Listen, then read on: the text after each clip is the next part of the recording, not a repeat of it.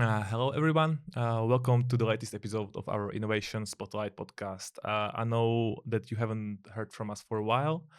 I apologize for that, but we have a special guest here now from abroad, actually. So we are happy for that. And it's James Church. Hi, James. Hi, thanks for having me. Yeah, thank you for being here because I don't know if people or all our listeners know that we have a branch in London, and you came straight from England for us. We did? I had written that you came from London, but actually you came from Norwich. So Yes, yeah. I live in the east of England, but yeah, we're all over the UK yeah. and all over Europe actually. Mm. Yeah. And James comes straight from the innovation startup heart of the England. So because can you tell us what you do actually and introduce your company, and so our listeners know who we talk to? Yeah, of course. So I'm James Church. I'm the author of a book called Investable Entrepreneur, and that basically details our approach to helping startup companies across Europe raise funding, equity investment for their business, and yeah, that approach translates into our business called Robot Mascot, which is an investment readiness agency. Recognizes the UK's leading pitch agency. We've got partners all over the world. We've worked with top tier VCs and accelerator programs, and yeah, that's kind of what we do Nice. is help those startup founders get that capital they need to really bring their vision to life and make their vision a reality. When did you start working in this area? So the business is about 10 years old now. We started life as a brand communications agency. So mine Uh-huh. and my business partner's background, Nick, he's in from the sort of brand and advertising background, and so we built a business around helping people communicate their concept, their idea, their vision, their product to their audience, and we wanted to really work with innovative, pioneering founders. That was kind of one of our missions as we started, and that naturally led us to working with startups and we started building their brands, and then they asked us to help them with their pitch decks for raising investment. And to cut a long story short, that led to quite a major pivot in the business where we realized we can use our skills in brand and communication to help founders better articulate their message to investors. So yeah, it was a 2 or 3 year process of a pivot, but now we just focus purely on investor communication. So when you jumped into this area, you just kind of figure out how bad these founders are in messaging their vision to That's people, it. talking about it. Yeah, so having had a couple of clients ask us to help them with their pitch, we started looking into the startup space and in London a little bit more, and went and attended some pitch events. And my business partner Nick noticed something called that we called the zombie stare, which was this kind of blank, glazed over look that investors were giving founders when they pitched. And we realized that the biggest barrier to a founder kind of securing investment was that initial pitch where they're trying to get the investor to invest their time in finding out more about the business, and they just weren't able to convince them and communicate to them what the product was, why it needed to exist in the world, and why the investor should spend that time finding out more about it. And we felt in that moment, this is what we do. This is what we do for our clients, but getting attention from their customers. If we just switch the idea that now the product is the company's shares and the audience is now the investor, we can use our same skill sets in communication to solve that problem. So yeah, that's what led us on this journey. What was because you came from outside actually 10 years ago to this world, and what was the most fascinating for you or realization that you made? Yeah, I mean, I think it was that the zombie stare The was zombie that stare. was the moment, and then we kind of, as we explored that a little bit further, and started realizing there was a problem here that needed solving. Is it? And did start doing our own market research as to whether or not that made sense from a business perspective to solve that problem. We kind of encountered this idea that investors and founders speak different languages. So investors tend to want to speak about risk and assets and proof and implementation strategies, whereas founders prefer to talk about ideas and possibilities and opportunities. And yes, that's important, but actually founders aren't really talking about the things investors care about, and because of that, the investors aren't investing. So So that was the big realization where we're like, there's definitely a big communication barrier here. Not just in the way they say what they say, it's the actual substance of it. They're focusing on the wrong things, the things founders care about rather than the things investors care about when making an investment decision. Investment decision. You wrote a book about investment entrepreneurs, or the book is called like that. So Yes. the inspiration came from these experiences, probably. Yeah. So the whole book is kind of a conclusion to that pivot period. So over that 3 to 4 year period, as we learned more and more about this space and started doing more and more work in this area, and we were sort of half a brand agency, half an investor communication agency, the book really marked the moment where that pivot was fully complete, and we focused purely on being an investment readiness agency, and that kind of culminated, sort of brought all of that research, all of that experience together into a methodology and an approach. So it was called Investable Entrepreneur, as opposed to Investable Business or something like that, because really that's what we found is they're not investing in ideas. Investors don't invest in great ideas. They invest in great communication, in the founder that can communicate that idea best. And there's so many great businesses out there that haven't raised money, and it's primarily down to not being able to attract the right investors around them, as opposed to their idea being rubbish. So it's not about the business, it's not about the idea, it's about you, the founder, how you can communicate it. And that's why we made it more about, rather than sort of building a business, building a founder that's investable, a founder that they can back and trust with their money, right? They're putting a lot of faith in you and your ability to turn that idea into a reality. So you work not only with the pitch deck, let's say, but you also work like with the mentality of the founder, and it's like thinking and training him a little bit, or just giving him feedback, or how does it work? If I come to you as a founder and I'm like, okay, I can't get any investment, what is wrong with me? Yeah. So exactly that. So we create these key fundraising assets. We call them the critical fundraising assets, which is the business plan, the financial projections, and the pitch materials. So what we discovered through our journey was we started with the pitch and the communication, because that was the core problem we found, that zombie stare. But as we were working with founders and we were asking them for the information investors wanted, so we could put it into their pitch and help them better communicate their idea and their business and their potential as a founder, we realized that the key information investors were looking for just wasn't available. They didn't have solid financial projections or a really clear business case on hand to give us the information we needed to create the right pitch. So our service evolved, and we started bringing in experts around financial planning and business planning and those sorts of things, and built this whole system really, where you go from someone coming to us with their business, and then really helping them articulate and document their business case for investment. Then how does that look from a financial perspective, and then moving that into pitch materials. So it's really about a journey of almost, we often say those assets, the business plan, the financials, and the pitch materials are the byproduct of the process. They're the output. They're the thing you get to walk away with come the end. But really, this is a journey about leveling up the founder and making the founder more aware of the things that investors care about, and making sure we stress test their business case, find all the potential red flags, help them overcome those red flags. And that all culminates in these assets. But actually, most of our founders get as much value, if not more value, out of the actual process itself. We kind of think of ourselves as like a safe space where we can be critical of and ask all of the questions that an investor's going to ask when you're sort of under the microscope, and have that scrutiny after a pitch. But we're doing it, we're a safe space where you can kind of be honest and say, actually, I don't know the answer. And then we can help you figure that out. So it's more of a journey and a process of leveling up a founder, with the byproducts being these materials you can present to investors come the end.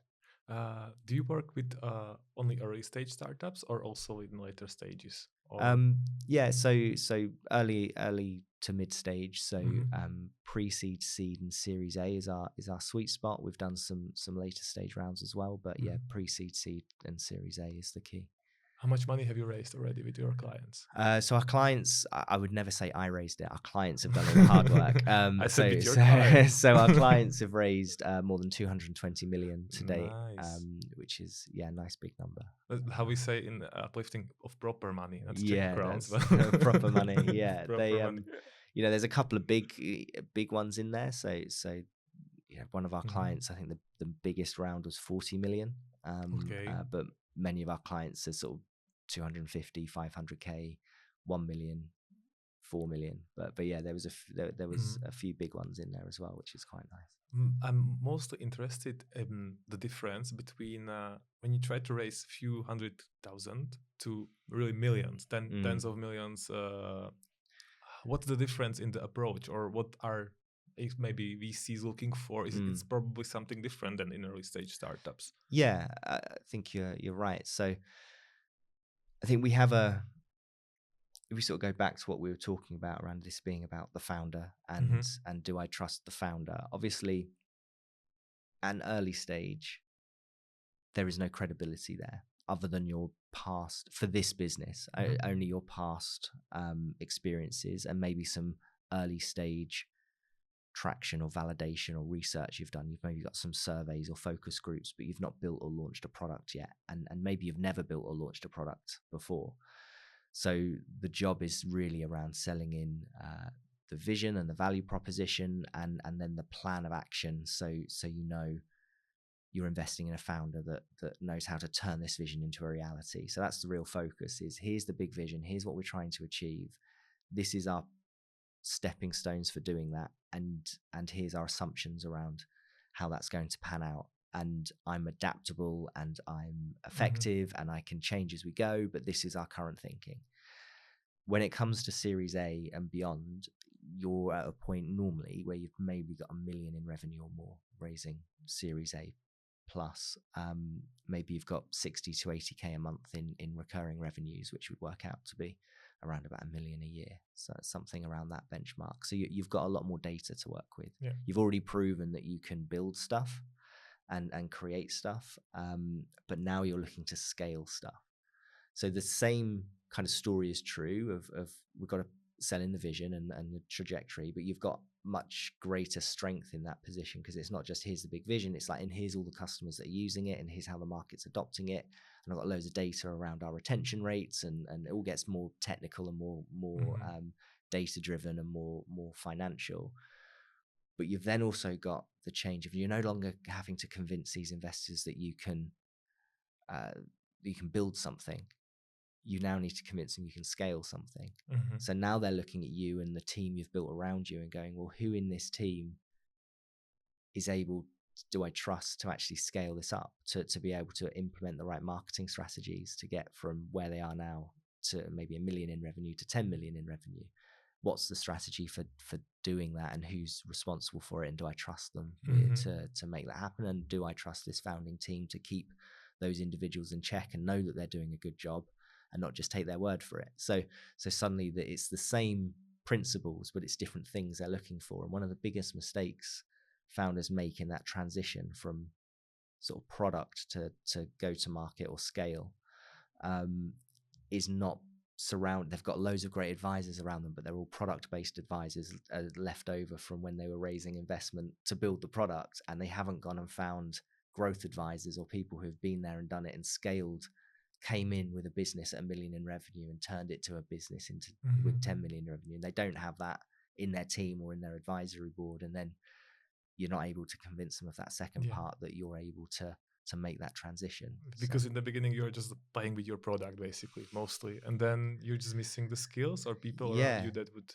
know what to do next. Yeah, people who are great at building products aren't necessarily people who are great at selling them. And one of the investors will know that the biggest killer of any funded business is their ability to sell the thing they've created.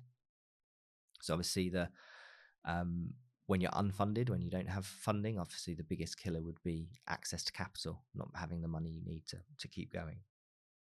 Once you're funded, the biggest killer is not your ability to build the product, because to get the funding, you've proven that you can build the product, and most people achieve that goal.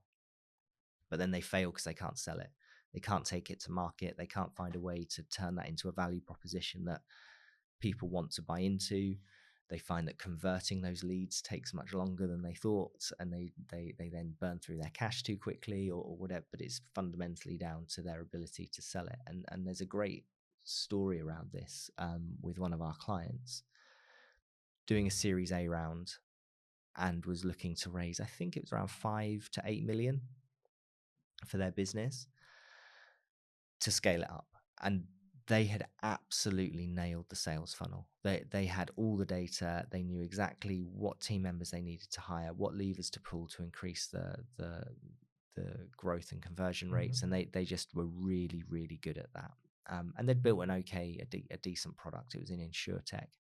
And they went and pitched this to some investors, VC investors, and they were blown away by the brand, the sales and marketing channels, all of that. But they looked at the product and went, the product's all right, but we've got better insurance tech products in our portfolio, to be honest, that blow yours out of the water. And their hearts sank. Our clients were like, oh. They said, but what you've done on the sales and marketing side is incredible, and our portfolio company can't do that. We've been funding them now for 2 or 3 years, and they've built a brilliant product, but they can barely sell it.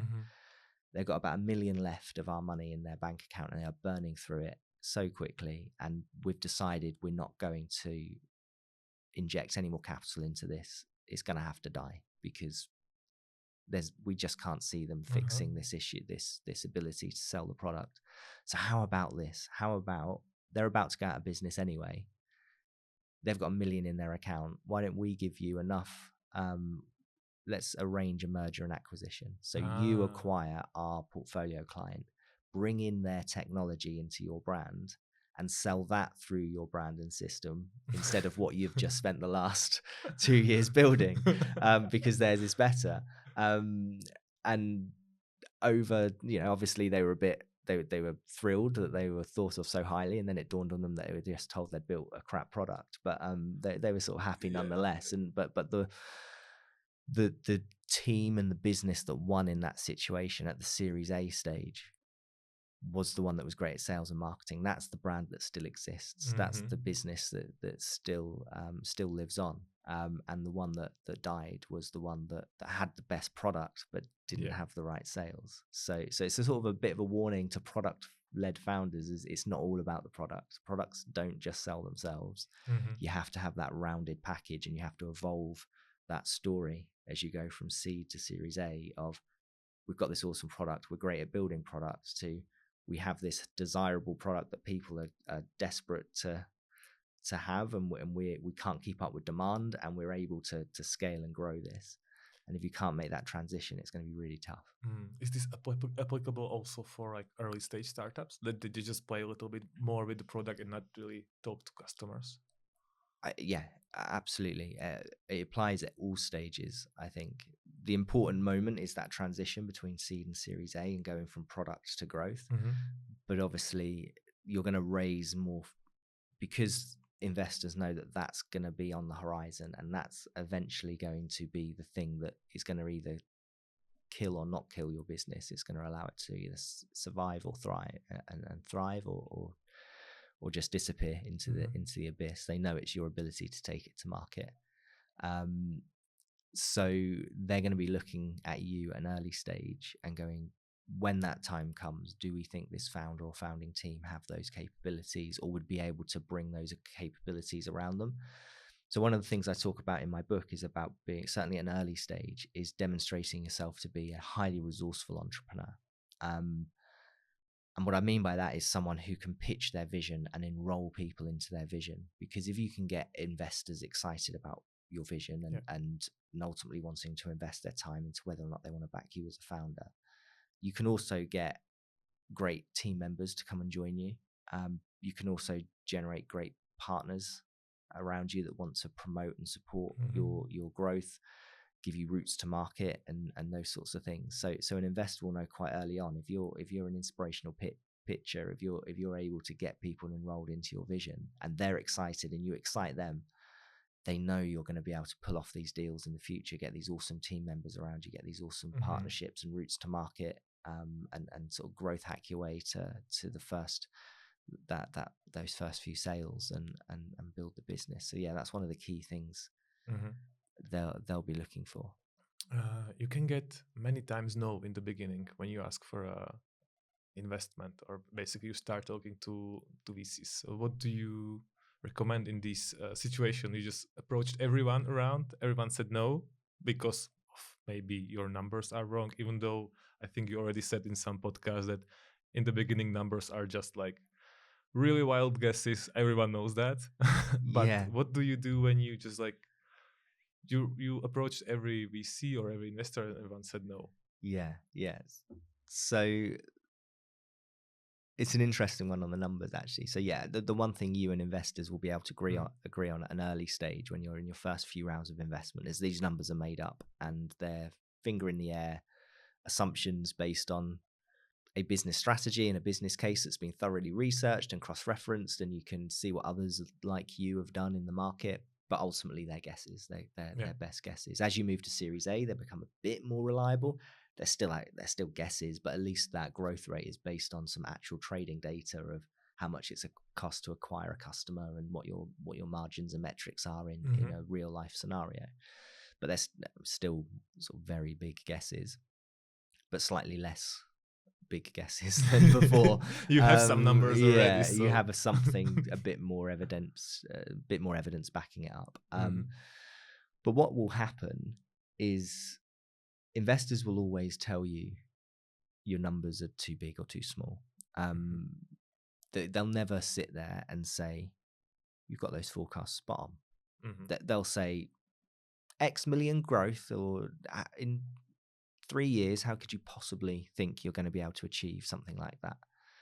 Or in the next meeting, you'll share the same forecast to a different investor, and they'll go, "Only this much revenue? That's not very ambitious. That's not that, unless you can triple that, I wouldn't be interested." And a founder's sitting there thinking, "Well, where do I stand?" Right? It's too much for one investor. It's too little for another. And really, it's best to think of it as I call it a shit test. It's just to get a reaction from you. So you've got two choices in that moment. One, you can go, "I'm ever so sorry, investor. Let me go away, rework the numbers, and see if I can get them more in line with your thinking." Or you can turn around and say, "No, I appreciate that these numbers seem quite ambitious to you, but based on our understanding of the market and the opportunities we know available," and then you start to leverage some of the data that's in your business case and business plan that you've built, and because of X, Y, and Z, we believe this to be possible. Yes, it's ambitious. Yes, it's highly likely we're not going to make it there. But if we do what we intend to do and execute this the way we believe we can execute it with all of the data and opportunities we see, we believe this to be more than possible.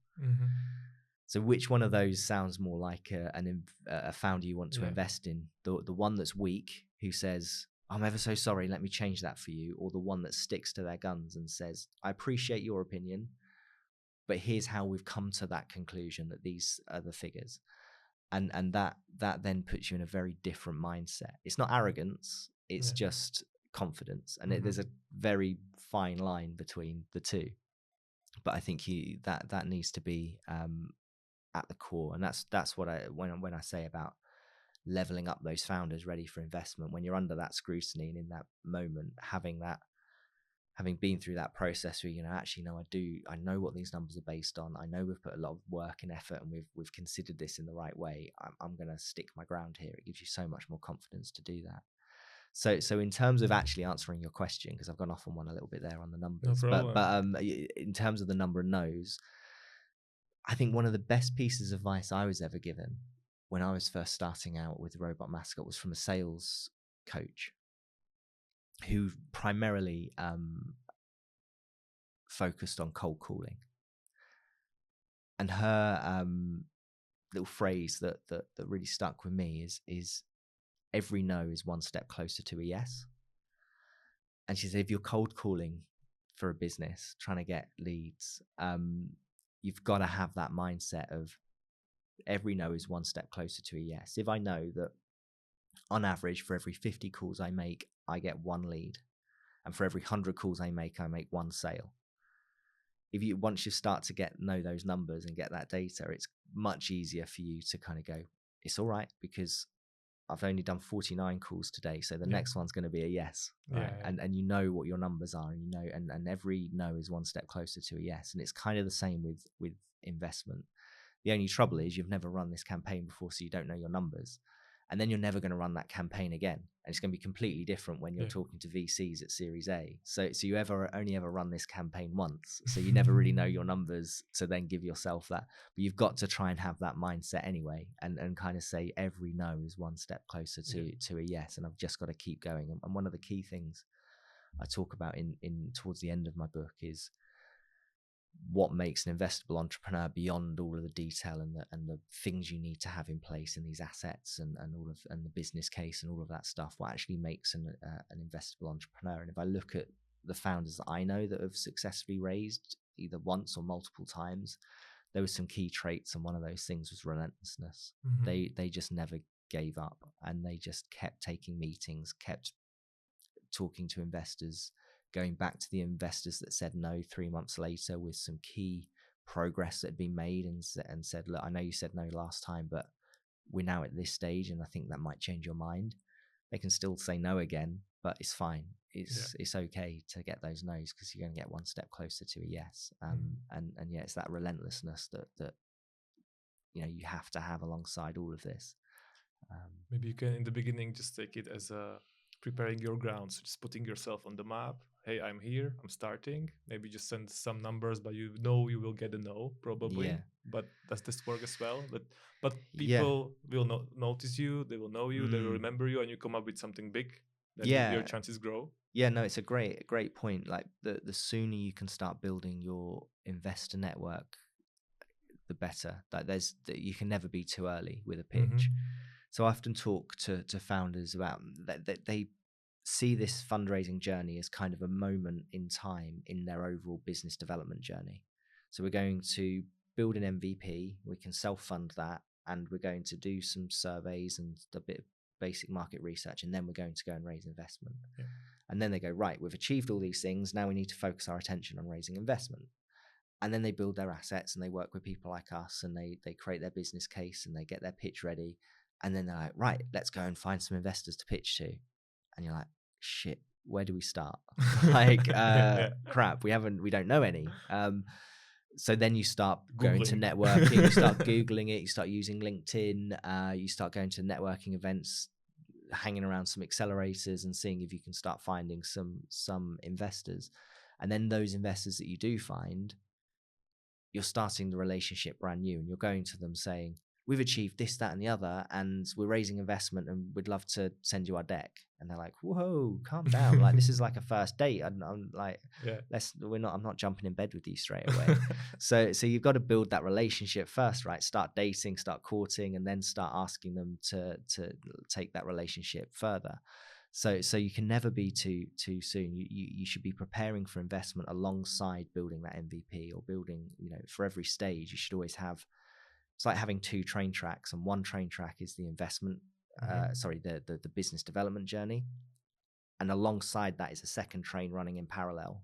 And you want to be loading investors on board that train so they can be looking out the window and seeing you make progress in real time. So rather than coming to them saying, we've just achieved X, Y, and Z, have them see you achieve that in real time, and then come to that stop and say, right, we're now ready to raise. Would you be interested? And because they've already got that relationship with you, because they've already been able to see you take it from concept to MVP, or whatever the case may be, yes, they're going to want to have a conversation with you. And the founders that have raised the quickest have all been really good at doing that in terms of the founders that we know. So there was this one 18-year-old lad, and he didn't mean to do this. He did this purely by accident, I think. But he started attending networking events and angel groups and all of these things, telling everyone about this great idea he'd had. And he was building this code for a fintech platform at university, and everyone was very excited because it was a young, talented person in the room with these incredible coding skills to create this incredible platform. And he just kept coming along going, yeah, we've just tested the code with this and that and the other, and we're getting these results and those results, and everyone was like, wow, this is great, you're really moving places. We've just had a meeting with Barclays. They're really interested in adopting, once ready, adopting this for their customers and all of this. And it's like, Christ, like, Wow. how is this kid doing this? And he just kept dropping in these little nuggets. And they were saying, are you going to raise any investment? He's like, well, I'm at university now. I should probably just keep it going and see. And they were like, no, you really should raise. And he was like, oh, okay, maybe I'll look into that. And then he started working with us to do that. And he kept dropping these nuggets. And by the time we'd completed the project of working with him, he did one pitch. He raised 300K. He raised the full amount of money in that one pitch. And then he went and overfunded his round by twice. So he was after about 500K. He walked away with $1 million. And that's because he had, as soon as he said, yeah, I'm ready, here's my pitch, he had investors that had been asking him for weeks, like, when are you going to start raising investment? Okay. When, like, we really want to get involved in this. And he kind of completely turned it on its head, of this kind of keep building those relationships while I'm building the MVP side by side, keep giving them these little nuggets of how it's performing. And then when I'm ready, I'll release the deck, and they'll all be chomping at the bit. Do you have that phrase in chomping at the bit? I don't know. No, I shouldn't I don't use think that. so. It's like it's an old English phrase about a horse that has that thing in their mouth and they chew at it. I know, it's a strange phrase, but they're just going to be really keen to kind of be involved, because they've been hyped up really along this whole journey. So that's the key, is to build those relationships early, stimulate that demand. So do some and kind of then a pitch. teasing. Yeah. So we say to our clients, come to us early, build out this stuff, build out your MVP, start communicating with investors, and your first outreach can be, here's the pitch, here's what we're doing, just a quick teaser, not the full pitch, but just like, here's what we're doing, here's the vision, here's the direction of travel, here's what we've achieved so far, here's what we're planning on achieving. And when we hit these milestones, that's the point at which we're opening a round of investment. Is it worth staying on your radar? Would you like me to update you on our progress? Is this something that, if we hit those milestones, you're going to want to have a conversation about? So you're not asking them for money, you're asking them to just keep an eye on you for a bit. And that's a much easier conversation to have than will you give me loads of your money? We are not talking about investors also, like, or relationships with investors, communicating with them. Let's take a look at their interests, for example. Like, okay, we talked now a lot about founders and what they can do to improve their chances. But what are investors thinking in the early stage and also on Series A plus? What are their, I don't know, what do they want from you, or what are their goals basically in the end? So I think certainly at an early stage, they're taking that leap of faith, aren't they? In you and your vision. Is it just pure risk? Like, there's some like gut feeling that this could work? Yeah, I think the thing that's going to attract them is, first and foremost, the vision and value proposition, the idea itself. Although I talk about the idea not being the thing that raises the investment, is certainly the thing that gets the initial attention. And normally, an early stage investors are going to be aligned somewhat to that vision. They're going to have been in that sector or understand that business model really well, or had past investment experiences in that space, so they feel more comfortable in that in your sector and your area. So they're going to be attracted by the idea. They're going to have a gut feel that this is a problem worth solving. It's a huge market. It's a market I know well, and I can see this being really successful. But then they're going to sit there and think, well, it's a great idea, but do I trust whether or not these founders can execute on it? Do I trust them with my money? The best way to think about it is, an early stage investor is making a decision on behalf of themselves, in their own interest, with their own money. They're maybe not as wealthy as you think they are. This could be just drawing down a portion of their pension. In a lot of cases, they're not necessarily a huge high net worth individuals. So it's a very personal decision, and it's a big decision to make. So they'll be looking at, can I trust this founder? Do I believe that they can go on and make this a reality and hit these key milestones? And then when they get there, can I see them continuing that journey? So they're the key things they're looking for, really, is does this founder, do I believe this idea is going to be successful? Does this founder have a clear understanding of what they need to do to get to the next key strategic milestone, but have a bit of an idea of what happens beyond that as well, and a clear kind of long-term plan? And do they have a good understanding of numbers? Do they know how to manage their cash flow? Do I believe that they're going to be able to achieve launch when they say they're going to achieve launch, and break even when they say they're going to break even? Or are they really misinformed with how hard it is to build to build a business? And are they overly ambitious and too naive? Yeah. So it's all about that. It's very personal.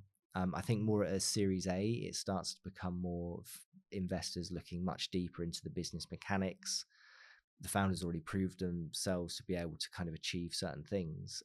So it's, again, do I believe in the founders to take the next step? But fundamentally, is the business, they're going to be caring about the numbers and the market and the potential returns. They'll be doing a lot more calculation on size of market, potential for return, what their return on investment would be, what the downside is.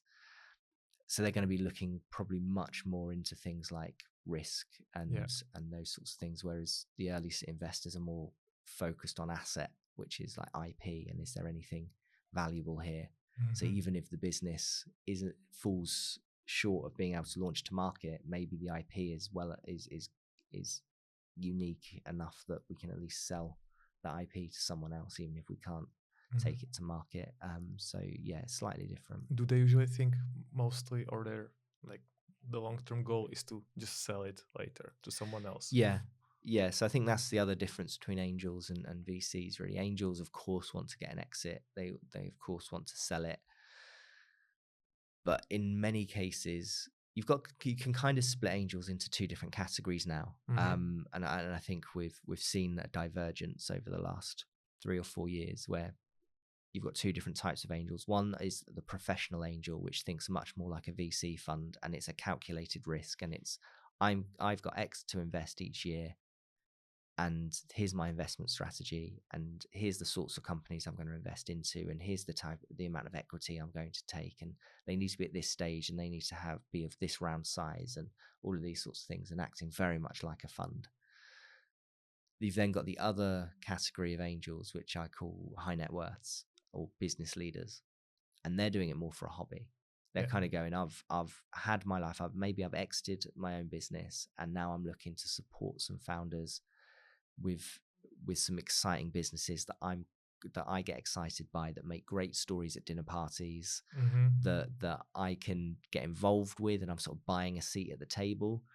If it goes on to be successful and gets an exit, then happy days. If not, it gives me something to do in my retirement that I'm going to really enjoy. It's more like a hobby. Yeah, so very different, obviously, reasons to invest. And you don't know when you reach out to an angel investor which one of those categories they sit in. So you need to be prepared for both, which is why it's so important to pitch the vision, because they're the hobbyist investors are going to get super excited by that. But the professional angels are going to be more focused on, like a VC fund, the numbers, the strategy, the business size, the potential for returns, and the founder's understanding of all those things. So yeah, they definitely change. Which one do you think is better for you as a founder? Oh, great question. I mean, I don't think there's a right or wrong. Because the one with the heart in could be nice to work with, but maybe it's just a hobby, doesn't have the drive. Maybe. Yeah, so it's a healthy mix, I think. In an ideal world, you're going to have some that are so passionate about it, they want to give you loads of time and input within reason. You don't want them to be giving you so much time that they become a pain. But you're going to have that relationship with them. But they're also more understanding of challenges, because they're doing this under a different reason. So I think, most of our founders want sort of quote unquote smart money. So investors that can add more value than just the cash, introductions, guidance, support, or a mixture of all those things. Certainly at an early stage, that for me seems the most logical type of investor to take, is one that can add value beyond the cash. Some founders hate that idea though, and would prefer to have a silent partner, a silent investor who just lets them get on with it. So you need to do your due diligence on Yeah. those angels and ask them questions as much as they ask you questions as to how they engage with businesses, or and if they've never done this before, because everyone's got to be an angel investor for the first time once, and they're most likely to do that in a first round of funding. So understand what they want from this and why they're doing this and what their motivation is. So you know whether you're making the right decision and not bringing in a disruptive force into your business. The VC funds are hit and miss with some founders. They take a bit more control. They have a bit more say in what they're doing. They'll probably want to place someone on the board to help guide decisions and report back. So it becomes much more formal, much more professional, which some founders feel very comfortable with and they're very happy with, because they know that has to happen because they're aiming for 100 million revenues or whatever. Others get to that point and go, you know what, I don't want that. I'm going to continue funding through angels and have lots of really great angels involved in this project. We don't need huge VC rounds to keep this going, and we can grow it more slowly, but with angel funds, and do 2 or 3 angel rounds and try and avoid VCs completely. I think it all depends on your strategy and your approach and what you feel comfortable with as a founder. I don't think any founder should. You have to enjoy it, right? You don't want to get yourself in a position where you don't enjoy what was your sort of passion and your life. You don't want to sell your soul, for example. Exactly, sell your soul for some become capital. an employee, for example. Yeah. So, but some are perfectly happy with that. I think one of the big things that comes up is, certainly from early stage founders, I don't know if I want to exit the business, and investors always want to look for an exit. It's like, look, no one knows what's going to happen in 5 years' time. Let's work towards there being an exit, and that will demonstrate what the potential is, both to you and investors, as to what that could be worth. And the reality is, if you get there, most founders love building things. They hate operating big businesses. So by the time you get to a point where you could exit, you may be doing minimum 5 to 10 million in revenue. So you're going to have 20, 30 staff minimum. You're going to be needing to grow quite rapidly at that point, because at that sort of point you tend to be quite inefficient, because you need quite a lot of staff, but maybe the margins aren't quite there yet. So it's going to be really stressful. You're going to be under a lot of pressure just to keep the business growing so it can kind of break through that ceiling. And most founders at that point are at, you know what, I want to build something again. I've got so many ideas that have come over the last 5 to 8 years while I've been building this business, and I want to focus on building them. I don't really want to have to take this from now 10 to 50 million. Like, it's, I'm kind of done with it. It's like the analogy I use is, and then they're really, really happy to exit at that point, is the reality, even though they thought they'd never want to, because it's their baby. And the analogy I use is that the business is a baby, and I think you've just had a little one, right? So and I've got kids, not selling, but you're not going to sell them, but you are at some point. You're never, more likely than not, you're never going to have them at home your whole life, right? They're going to, right now you have this tiny little infant that needs all your love and care and all your help and support to exist in the world, or it would just not be able to exist in the world by itself. And that's your startup at an early stage. And then it becomes a teenager, and you go, Christ, you're annoying. Like, when are you old enough to leave home and spread your own wings and have your own life? And then they go to university, and you kind of guide them and support them at a bit of a distance. And then they graduate, and then they have a career and a family of their own, and they don't need you anymore. And every parent's goal is to get to a point where your child doesn't need you anymore. And the same should be true with a founder. Their goal should be that you grow this business to the point that it doesn't need you anymore. And then the exit comes in 2 forms. You either still love the business, you still really enjoy it, but you take a step back and you just become sort of chairperson, and it runs itself, and you have this great lifestyle business that doesn't need much input from you, or you sell it because it's become this sort of annoying teenager that you want, you love dearly, but needs to just spread its wings and do its own thing. And I think if we think about business more like that, it kind of gives you the realization of, actually, no, yes, because I'm passionate about it and I love it, and this idea is my baby, doesn't mean I need to be smothering it and for its entire life. It's okay to let go when the time's right for me. and go and focus on something else and have a second baby. Yeah. Right. So yeah, I think if we think about it in those terms, it kind of dawns on a lot of founders I speak to that actually, that makes a lot of sense. And maybe I don't need to worry about holding on to this forever. Maybe it's okay to let go at some point. That's a really nice thought for the end of the podcast. But I still have one question here. And one topic different. And it's because we are here in Czech Republic. So we have limited number of VCs here, limited number of investors, and sometimes maybe startups can tend to look abroad.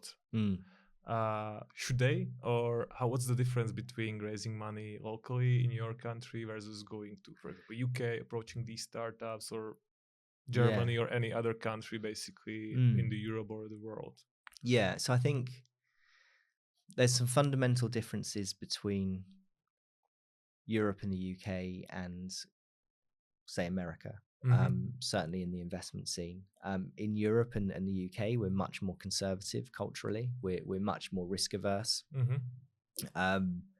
which is why you need everything we talked about today in your arsenal to go and raise investment, because our investors just naturally, by our personalities, we're just more risk averse as a nation, or as a EU, as a bloc. In America, like, failure's seen almost as a badge of honor. So it's like, if you've failed 6 startups already, I'm definitely going to give my money to that one because they can't possibly fail a 7th time, and it's kind of like they've got all these war stories, so they're going to be a success sooner rather than later. So it's kind of more of a badge of honor. Risk is viewed very differently. And that's where you have the sort of Silicon Valley stories of people raising millions off of an idea, and they just did a single pitch in the back of a cab and then they got a check written for them. How true those stories are, I'm not really sure, but that's the kind of perception. And it's kind of true when you look at the different kind of cultural aspects to it.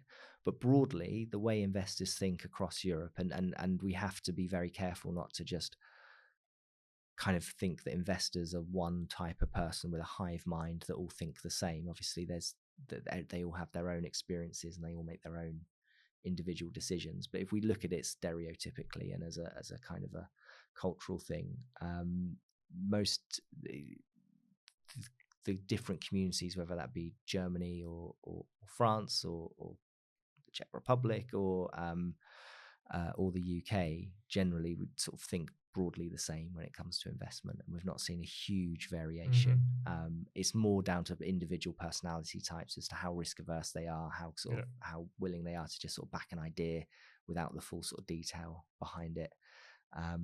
So it's more about individuals, more about the way, but broadly, certainly looking at VC funds, the way they operate is more or less the same. So I would say if you're in a market where there's a fairly small sort of VC community, then it's a good idea to reach cross border. Certainly, looking over to the UK, the main difference between the UK and the rest of Europe is a particular tax incentive called SEIS, which stands for the Seed Enterprise Investment Scheme, and it's basically a government scheme that gives investors a huge amount of benefit for taking high risk investments into startups. So you get 50% of your investment back against your tax bill. So imagine you invest 100k into a business, you'd be able to deduct 50k from your next tax bill. You also get loss relief. So if that business you invest in fails, you can deduct another 30% of your investment against your tax bill in the year following failure. So for every 100k they invest, they only have 20k at risk. They'll get, if the business fails, they'll get the rest back. Nice. You also don't pay any capital gains tax on the winnings. So if the business is successful and that 100k turns into $1 million, you don't pay any tax on that money. So huge incentives to back early stage. And that's why the UK market is about 5 or 10 times bigger than the next highest in Europe, which is like Berlin or Paris usually. It's huge because of that. We've really driven, as a economy, we've really driven that. So a lot of startups in Europe look to try to get access to that. And with one of our clients in the Czech Republic is doing exactly that right now. They raised their first round of funding locally, I think primarily from Czech angels, but now they're looking for sort of a slightly larger check. Their sort of seed round, they did the pre-seed here. They're now looking for access to that to that capital in the UK and looking to kind of register their company in the UK and register for that scheme and make sure they can attract that kind of capital with that tax incentive for the UK market. So part of the reason the UK does it is because they want to attract talent in from Europe to stimulate the economy.